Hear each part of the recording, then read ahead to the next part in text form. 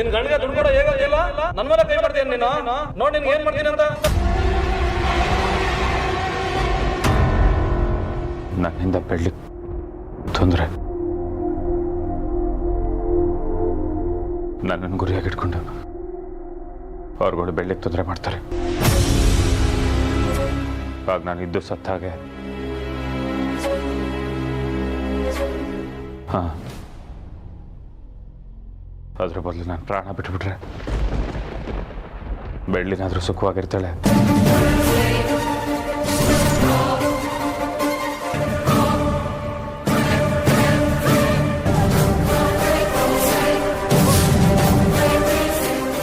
ಬ್ಯಾಂಕಲ್ಲಿ check bounce ಆಯ್ತು ಅಂತ ತಿಳ್ಕೊಳ್ಳಿ, ಪೊಲೀಸ್ನವ್ರು ಬಂದು ಕರ್ಕೊಂಡು ಹೋಗ್ತಾರೆ.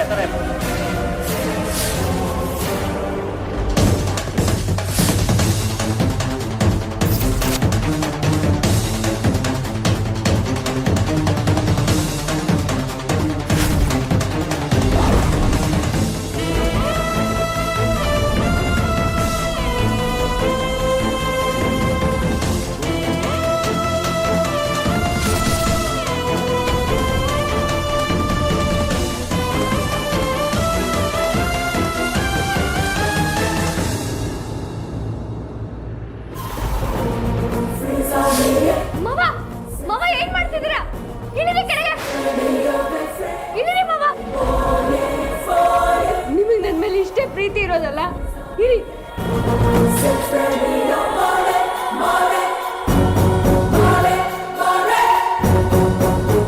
ಮಾವ, ಈಗ ನೀವು ಕೆಳಗಿಳಿಲಿಲ್ಲ ಅಂದ್ರೆ ನಾನು ಕತ್ಕುಕೊಂಡು ಸತ್ತೋಗ್ತೇನೆ.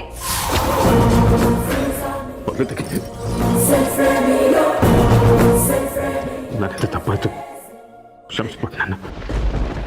ಮಾವ, ಇದೇ ನನ್ನ ಜೀವನ ಎಲ್ಲ. ನೀವಿಲ್ದ ನಾನೊಂದು ಕ್ಷಣನೂ ಬದುಕಿರಲ್ಲ ಮಾವ. ಸಾವು ನೋವನ್ನ ಮರೆಸಲ್ಲ ಮಾವ, ಬದುಕಿರೋರ್ಗೆ ನೋವನ್ನ ಇನ್ನಷ್ಟು ಜಾಸ್ತಿ ಕೊಡುತ್ತೆ. ಯಾವತ್ತೂ ಈ ಥರ ತಗೋಬೇಡಿ ಮಾವ.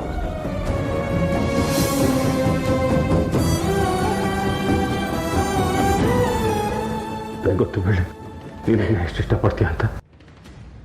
ನಾನು ಹೀಗೆ ಮಾಡಿದ್ದಕ್ಕೆ ನನ್ನ ಕ್ಷಮಿಸ್ಬಿಡ್ಬೇಳೆ. ಮಾವ, ನನ್ನ ಜೊತೆ ಬನ್ನಿ, ನನ್ನ ಜೊತೆ ಬನ್ನಿ. ಎಲ್ಲಿ?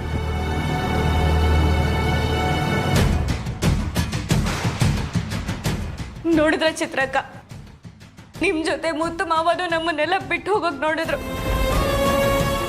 ನೀವು ಇಲ್ಲ, ಮಾವನು ಇಲ್ಲ ಅಂದ್ಮೇಲೆ ನಾನ್ ಬದುಕಿದ್ದು ಏನ್ ಪ್ರಯೋಜನ ಅಕ್ಕ?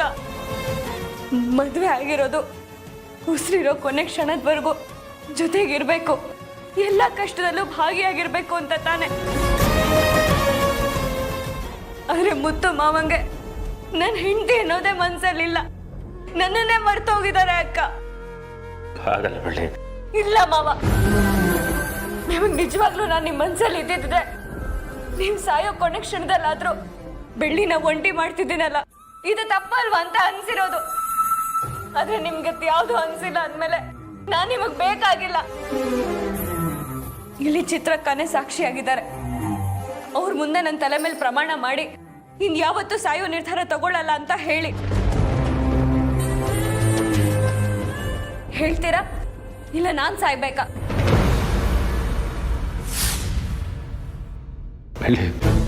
ಯಾಕೆ ಈ ಥರ ಎಲ್ಲ ಮಾತಾಡ್ತಿದ್ಯಾ? ನಾನ್ ಸತ್ತೋಗ್ಲ ಅಂತ ಕೇಳಿದ್ದಕ್ಕೆ ನಿಮ್ಗೆ ಇಷ್ಟೊಂದು ದುಃಖ ಆಗ್ತಿದೆ. ಇನ್ ನನಗೆಷ್ಟು ದುಃಖ ಆಗಿರತ್ತೆ ಅಂತ ಯೋಚನೆ ಮಾಡಿದಿರಾ ಮಾವ? ಆತ್ಮಹತ್ಯೆ ಅನ್ನೋದು ತಮ್ಮನ್ನ ತಾವು ಸಾಯಿಸ್ಕೊಳ್ಳೋದಲ್ಲ, ಈ ಭೂಮಿ ಮೇಲಿರೋ ಎಲ್ರಿಗೂ ತಮ್ಮ ನೋವನ್ನ ಹಂಚಿ ಹೋಗೋದು. ನೀವ್ ನಮ್ಮನ್ನೆಲ್ಲ ಬಿಟ್ಟು ಹೋದ್ರೆ ಜೀವನ ಪೂರ್ತಿ ನಾವು ಬರೀ ನೋವಲ್ಲೇ ಬದುಕ್ಬೇಕಾಗತ್ತೆ. ಅದಕ್ಕೆ ಯಾವತ್ತೂ ಆತ್ಮಹತ್ಯೆ ಮಾಡ್ಕೊಳ್ಳೋ ಪ್ರಯತ್ನ ಪಡಲ್ಲ ಅಂತ ನೀವು ಆಣೆ ಮಾಡ್ಬೇಕು. ಈಗ ನೀವು ಆಣೆ ಮಾಡ್ತೀರಾ ಇಲ್ಲ ನಾನ್ ಸತ್ತು ಹೋಗ್ಲಾ?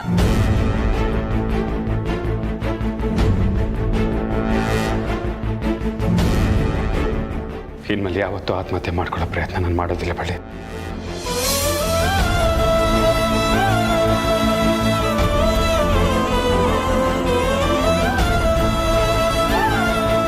ಒಂದು ವಿಷಯ ಹೇಳ್ತೀನಿ ಮಾವ, ನನ್ನ ಮುದ್ದು ಮಾವ ಇದ್ದಾರಲ್ಲ, ಅವರು ಛಲಗಾರ, ಧೈರ್ಯಶಾಲಿ.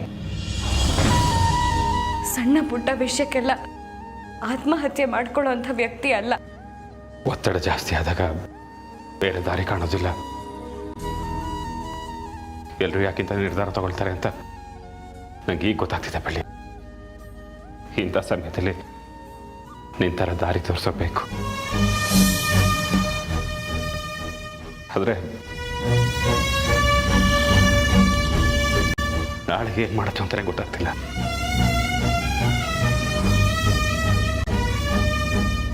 ನಾನು ನಿಮ್ಮ ಜೊತೆಲಿ ಯಾವಾಗಲೂ ಇರ್ತೀನಿ ಮಾವ. ಒಂದಲ್ಲ ಒಂದು ದಾರಿ ಸಿಕ್ಕೇ ಸಿಗತ್ತೆ. ದಯವಿಟ್ಟು ನನ್ನ ಬಿಟ್ಟು ಯಾವತ್ತೂ ಹೋಗ್ಬೇಡಿ ಮಾವ.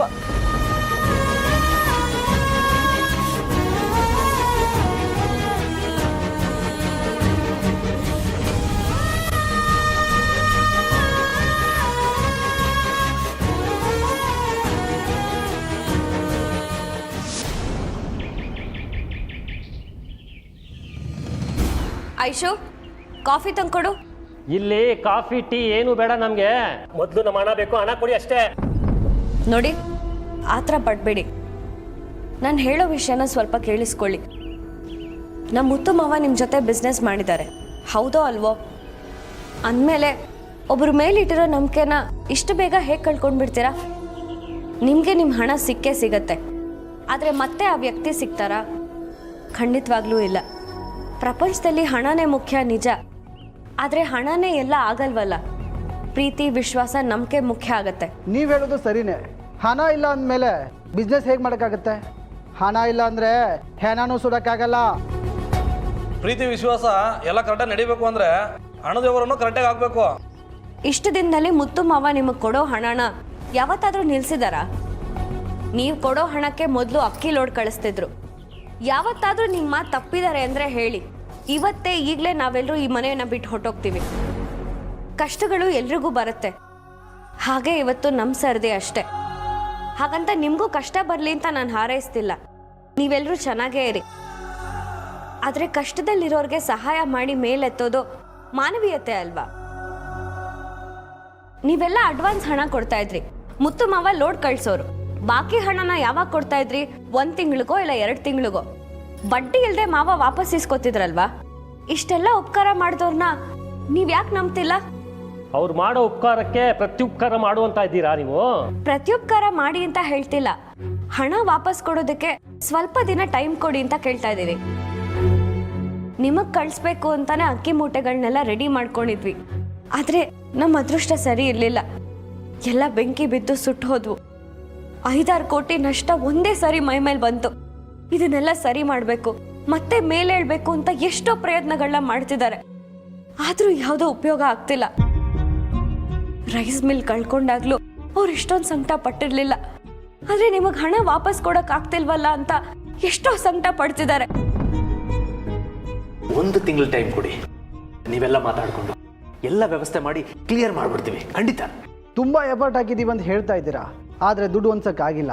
ಇನ್ನು 1 ತಿಂಗಳಾದ್ಮೇಲೆ ನಮ್ಮ ದುಡ್ಡನ್ನ ಹೇಗೆ ಹೊಂದಿಸ್ತೀರಾ? ಇವತ್ತು ನಾವು ಕತ್ಲೆಯಲ್ಲಿದ್ದೀವಿ, ಒಂದಲ್ಲ ಒಂದಿನ ಬೆಳಕು ಬಂದೇ ಬರುತ್ತೆ ಅನ್ನೋ ನಿರೀಕ್ಷೆಯಲ್ಲಿದ್ದೀವಿ. ಅದೆಷ್ಟು ಕಷ್ಟಗಳು ಬರುತ್ತೋ ಬರಲಿ, ನಾವು ಯಾವುದಕ್ಕೂ ಭಯ ಪಡಲ್ಲ. ಜೀವನದಲ್ಲಿ ಭರವಸೆನ ಯಾವತ್ತೂ ಕಳ್ಕೊಳ್ಳಲ್ಲ. ಸರ್, ನಿಮ್ಗೆ ಅಷ್ಟು ನಂಬಿಕೆ ಇಲ್ಲ ಅಂದ್ರೆ ಯಾರ್ಯಾರಿಗೆ ಎಷ್ಟೆಷ್ಟು ಅಮೌಂಟ್ ಕೊಡಬೇಕು ಅಷ್ಟು ಚೆಕ್ ಇವತ್ತೇ ಕೊಟ್ಬಿಡ್ತೀವಿ. 1 ತಿಂಗಳಲ್ಲಿ ಕೊಡೋಕ್ಕಾಗಲಿಲ್ಲ ಅಂದ್ರೆ ನೀವು ಕೋರ್ಟ್ಗೆ ಹಾಕಿ ಅಲ್ಲೇನಾದ್ರು ತೀರಿಸ್ಕೊಳ್ಳೋಣ. ಕೋರ್ಟು ಲಾಯರ್ ಅಂತ ಯಾರಲ್ಲಿದ್ದಾರೆ? ನಾವು ಕೊಟ್ಟಿರೋ ದುಡ್ಡ ಬಿಸಾಕ್ರಿ. ಸರಿ ಸರ್, ಅದು ಆಗಿಲ್ಲ ಅಂದ್ರೆ 1 ತಿಂಗಳಿಗೆ ಎಷ್ಟು ಬಡ್ಡಿ ಸೇರಿಸಿ ಕೊಡಬೇಕು ಅಂತ ಹೇಳಿ, ಅದನ್ನು ಸೇರಿಸಿ ಮುಂದಿನ ತಿಂಗಳೇ ಕೊಟ್ಬಿಡ್ತೀವಿ. ಹೌದು ಸರ್, ಆ ಥರ ಆದ್ರೂ ಮಾಡಿ ಸರ್. ಅಲ್ರಿ, ಅಷ್ಟು ದುಡ್ಡಿಂದ ನಾವು ದುಡ್ಡು ಕೇಳಕ್ ಬಂದ್ರೆ ಇಲ್ದ ಇರೋ ಕತೆ ಹೇಳ್ತಾ ಇದೀರಲ್ಲ. ನಾವೇನಾದ್ರೂ ನಿಮ್ಮ ಹತ್ರ ಬಿಸ್ನೆಸ್ ಮಾಡಿದೀವಾ ಇಲ್ಲ ಏನಾದ್ರು ಬಡ್ಡಿ ವ್ಯವಹಾರ ಮಾಡಿದೀವಾ? ನೋಡಪ್ಪ, ನಾವು ದುಡ್ಡಿನ ವ್ಯವಹಾರ ಮಾಡೋದು ನಿನ್ನ ಹತ್ರ ಅಲ್ಲ, ಮುತ್ತು ಹತ್ರ. ಕರ್ಸು ಮುತ್ತನ್ನ. ಅವ್ರಿಗೆ ಬೈತೀವಂತ ಹೆಂಡ್ತಿನ ಮುಂದೆ ಬಿಟ್ಟು ಅವ್ರು ಒಳಗಡೆ ಕೂತಿದ್ದಾರಾ? ಖರ್ಚಿ ಅವ್ರನ್ನ ಆಸೆಗೆ. ಈಗ ನೀವು 3 ಜನ ಇದ್ದೀರಾ, ಆಮೇಲೆ ನೀಲಾಂಬರಿ ಅವ್ರು ಬರ್ತಾರೆ, ಕೊನೆಗೆ ನಿಮ್ಮ ಮನೆ ನಾಯಿ ಇರ್ತಲ್ಲ ಅದು ಮಾತು ಕೇಳ್ಕೊಂಡು ಬಾಲ ಮುದ್ಕೊಂಡು ಹೋಗ್ಬೇಕು. ಅಯ್ಯೋ, ದಯವಿಟ್ಟು ಸಿಟ್ ಮಾಡ್ಕೊಳ್ಬೇಡಿ. ನಾವ್ ಹೇಳಿದ್ನ ಸ್ವಲ್ಪ ಅರ್ಥ ಮಾಡ್ಕೊಳ್ಳಿ ಪ್ಲೀಸ್. ಕಷ್ಟದಲ್ಲಿದ್ದೀವಿ. ಏನ್ರಿ ನಿಮ್ಮನ್ನ ಅರ್ಥ ಮಾಡ್ಕೊಳ್ಳೋದು? ಅವಾಗಿಂದ ನೋಡ್ತಾ ಇದೀವಿ, ದುಡ್ಡು ಬರುತ್ತೆ. ಯಾವ ಬರುತ್ತೆ ದುಡ್ಡು? ದುಡ್ಡು ಇಲ್ಲ, ಬಡ್ಡಿನೂ ಇಲ್ಲ. ಬೇಡ ಸರ್, ನನ್ನ ಮಾತು ಕೇಳಿ ಸರ್. ಸ್ವಲ್ಪ ಟೈಮ್ ಕೊಟ್ಟು ನಿನಗೊಂದು 4 ಬಾರಿಸಿದ್ರೆ ಮುತ್ತು ಎಲ್ಲೇ ಇದ್ರು ಬಂದೇ ಬರ್ತಾನೆ. ಏನ್ ನೋಡ್ತಾ ಇದ್ರೆ ಹಿಡ್ಕೊಡ್ರೆ. ಇಲ್ಲ ಸರ್, ನನ್ನ ಮಾತು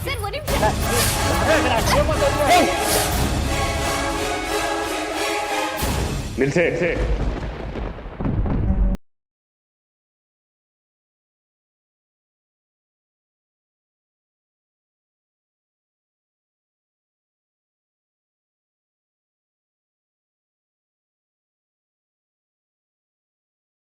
ನಿಮಗೋಸ್ಕರನೇ ಕಾಯ್ತಾ ಇದ್ವಿ. ಮತ್ತು ಷಣ್ಮುಖನಿಗೆ 2 ಕೊಟ್ಟರೆ ನೀವೆಲ್ಲೇ ಇದ್ರೂ ಬಂದೇ ಬರ್ತೀರಿ ಅಂತ ಗೊತ್ತಿತ್ತು, ಅದಕ್ಕೆ ಶುರು ಮಾಡಿದ್ದು.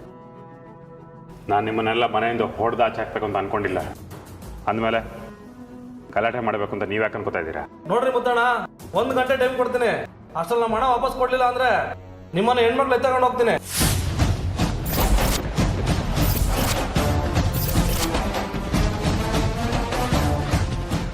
ಯಾರ ಮನೆಗೆ ಬಂದು ಏನು ಮಾತಾಡ್ತಿದ್ದೀಯ ಅಂತ ಗೊತ್ತಾ ನಿಂಗೆ? ಇದು ಜಮೀನ್ದಾರ್ ವಂಶ. ಚಿಟ್ಕೆ ಹೊಡೆದ್ರೆ 100 ಜನ ಬಂದು ನಿಲ್ತಾರೆ. ಹುಷಾರ್. ಮುತ್ತು ಮಕ್ಕ ನೋಡ್ಕೊಂಡು ಸುಮ್ಮನೆ ಇದ್ದೀನಿ, ಇಲ್ಲ ಅಂದ್ರೆ ನಾಲ್ಗೆನ ಸೀಳು ಬಿಡ್ತಾ ಇದ್ದೆ. ಸಕ್ಕರೆ ಯಾವುದು ಉಪ್ಪು ಯಾವುದು ಅಂತ ತಿಳ್ಕೊಳಕ್ ನಾಲ್ಗೆ ಇರ್ತಿರ್ಲಿಲ್ಲ. ಏನ್ ಅನ್ಕೊಂತೀರಾ ನೀವು? ಮರ್ಯಾದೆ ಕೊಡ್ತಾ ಇದ್ದಾನೆ ಮುತ್ತು ಅಂದ್ರೆ ಮರ್ಯಾದೆ ತಗೊಳ್ಳೋದನ್ನ ಕಲೀರಿ. ಹಣ ಕೊಡೋಕೆ ಟೈಮ್ ಕೇಳಿದ್ರೆ ಧಮಕಿ ಹಾಕ್ತೀರಾ? ಅಣ್ಣ ಇನ್ನು ಏನ್ ನೋಡ್ತಿದ್ದೀರಾ? ಪೊಲೀಸರು ಫೋನ್ ಮಾಡಿ. ಇದು ಯಾವಾಗ ಎದ್ರಲ್ಲ ನಾವು, ಅದು ಯಾವ ಬದನ್ ಬರ್ಲಿ. ತಾಗತ್ತೆ ಇಡೇ ದುಡ್ಡ ನೀನು. ನಿಲ್ಸಿ.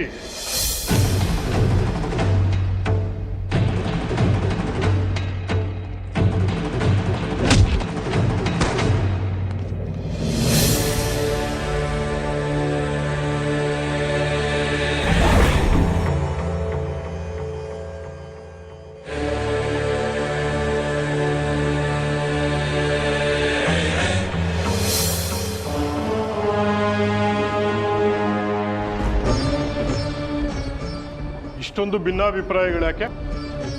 ಎಲ್ಲಿ ಸಿಟ್ಟು, ಅಶಾಂತಿ, ಗೊಂದಲಗಳು ಸೃಷ್ಟಿಯಾಗುತ್ತೋ ಅಲ್ಲಿ ಮನಸ್ತಾಪಗಳಾಗುತ್ತೆ.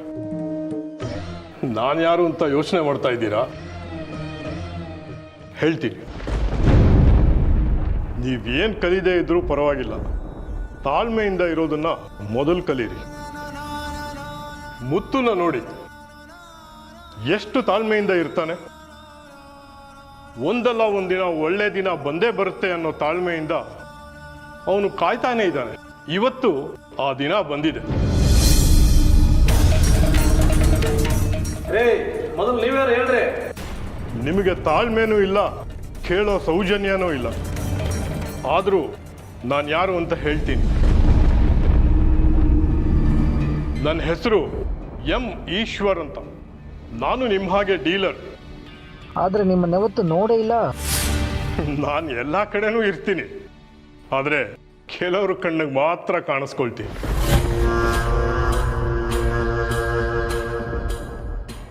ನಿಮಗೂ ನನಗೂ ಇರೋ ವ್ಯತ್ಯಾಸ ಅಂದರೆ ನೀವೆಲ್ಲ ಮುತ್ತು ಹತ್ರ ಹಣ ಇಸ್ಕೊಂಡು ಹೋಗಕ್ಕೆ ಬಂದಿದ್ದೀರ. ನಾನು ಮುತ್ತುಗೆ ಹಣ ಕೊಟ್ಟು ಹೋಗೋಣ ಅಂತ ಬಂದಿದ್ದೀನಿ.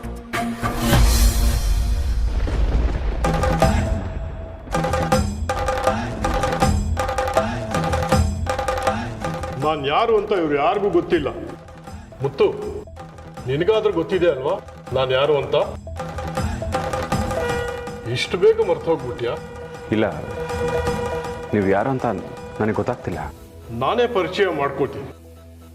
4 ವರ್ಷದ ಹಿಂದೆ ನನಗೆ ತುಂಬ ಹಣದ ಕಷ್ಟ ಇತ್ತು. ಆಗ 10 ಲೋಡ್ ಅಕ್ಕಿನ ಕಳಿಸ್ಕೊಟ್ಟಿದ್ರಿ, ಜ್ಞಾಪಕ ಇದೆಯಾ?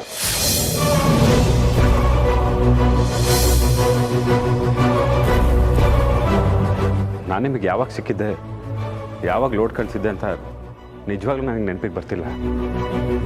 ದೊಡ್ಡವರು ದೊಡ್ಡ ಗುಣ. ಮಾಡಿದ ಸಹಾಯನ ನೀವು ಮರ್ತಿರ್ಬೋದು, ಆದರೆ ಕೃತಜ್ಞತೆ ಸಲ್ಲಿಸೋದನ್ನ ನಾನು ಮರ್ತಿಲ್ಲ, ಮರೆಯೋದೂ ಇಲ್ಲ. ಅದಕ್ಕೆ ನೀವು ಕೊಟ್ಟಿದ್ದ ಹಣನ ವಾಪಸ್ ಕೊಟ್ಟು ಹೋಗೋದಕ್ಕೆ ಬಂದಿದ್ದೀನಿ. ಹಣನ? ಹೌದು. ಅವತ್ತು 1 ಲಕ್ಷ ರೂಪಾಯಿ ದುಡ್ಡು ಕೊಟ್ಟು ನಂದೊಂದು ಸಣ್ಣ ಬಂಡವಾಳ ಹಾಕಿಕೊಟ್ರು. ಆ ಸಣ್ಣ ಬಂಡವಾಳ ಇವತ್ತು ನನ್ನನ್ನು ಇಷ್ಟು ದೊಡ್ಡ ಶ್ರೀಮಂತನನ್ನಾಗಿ ಮಾಡಿದೆ. ಅದಕ್ಕೆ ಮುತ್ತುನೇ ಕಾರಣ ಅಲ್ವಾ? ಅವತ್ತು 10 ಲೋಡ್ ಅಕ್ಕಿ ಕಳಿಸಿದ್ರಲ್ಲ, ಅದರ ದುಡ್ಡು.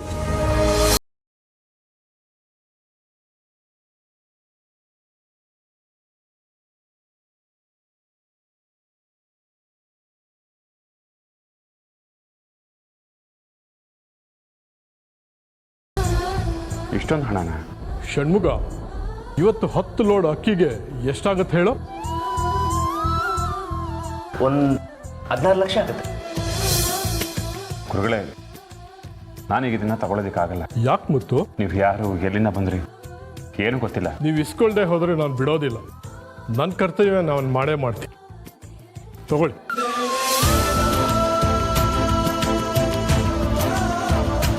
ಇದರಲ್ಲಿ 16 ಲಕ್ಷ ಇದೆ.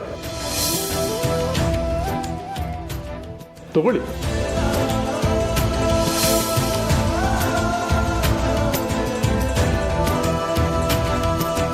ಇವತ್ತಿಗೆ ನನ್ನ ನಿಮ್ಮ ಲೆಕ್ಕ ಚುಕ್ತಾ ಆಯ್ತು. ಮುತ್ತು, ಇವ್ರಿಗೆಲ್ಲ ಕೊಡಬೇಕಾದ ಹಣನ ಕೊಟ್ಟು ಕಳಿಸ್ಬಿಡು.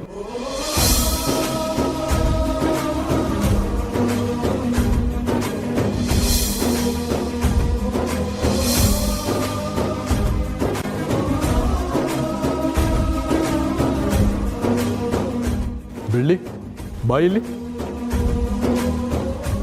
ನಿಮ್ಮ ಮನೆ ಹಿಂದೆ ಹೂವಿನ ಗಿಡಗಳನ್ನು ಹಾಕಿದೆಯಾ ಅಲ್ವಾ? ಹಾಂ ಸರ್, ಎಷ್ಟೊಂದು ಹೂವಿನ ಗಿಡಗಳಿದೆ. ಅದರಲ್ಲಿ ಒಂದು ಕೆಂಪು ಗುಲಾಬಿ ಇರೋ ಕುಂಡನ ತಗೊಂಡು ಬಾ ಹೋಗು. ಹೇಳ್ತೀನಿ, ಹೋಗಿ ತಗೊಂಡು ಬಾ. ಸರಿ.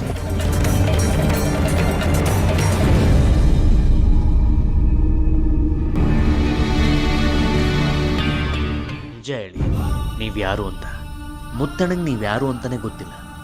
ನೀವು ನೋಡಿದ್ರೆ ಗೊತ್ತಿಲ್ಲದೆ ಇರೋ ವಿಷಯ ಎಲ್ಲ ಹೇಳ್ತಾ ಇದ್ದೀರಾ. 4 ವರ್ಷದ ಹಿಂದೆ ನಾನು ನಿಮ್ಮ ಮನೆಗೆ ಬಂದಿದ್ದೆ. ನೀವು ಯಾರು ಗಮನಿಸ್ಲಿಲ್ಲ ಅನ್ಸುತ್ತೆ.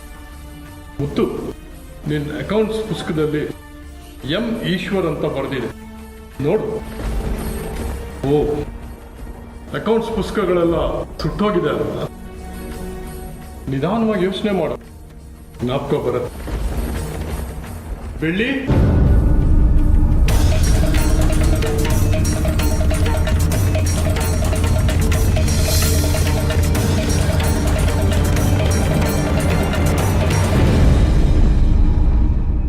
ಇದರಲ್ಲಿ ಮುತ್ತುಗೆ ಸಂಬಂಧಪಟ್ಟ ವಸ್ತು ಇದೆ, ತೆಗೀರಿ.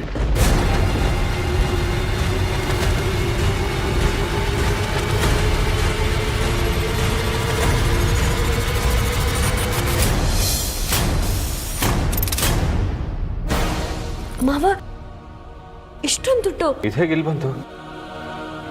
ಇದು ಯಾರು ದುಡ್ಡು? ಇದು ನಿನ್ನ ಪರಿಶ್ರಮದ ದುಡ್ಡು.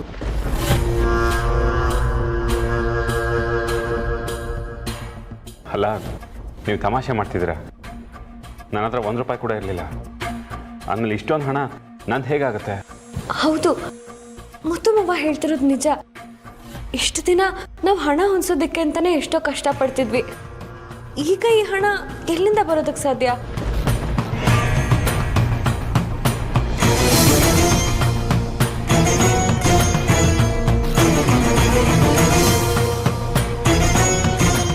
ಇದು ನಿನ್ನ ದುಡ್ಡು, ನೀನು ಕಷ್ಟಪಟ್ಟಿದ್ದ ದುಡ್ಡು. ತಗೋ. ಹೇಗೆ ಅಂತ ಗೊತ್ತಾಗ್ತಿಲ್ಲ. ಎಲ್ಲ ನಿಧಾನವಾಗಿ ಗೊತ್ತಾಗುತ್ತೆ. ತಗೋ. ಇದು ಕನಸೋ ನನ್ಸೋ? ಎಲ್ಲ ನಿಧಾನವಾಗಿ ಅರ್ಥ ಆಗುತ್ತೆ.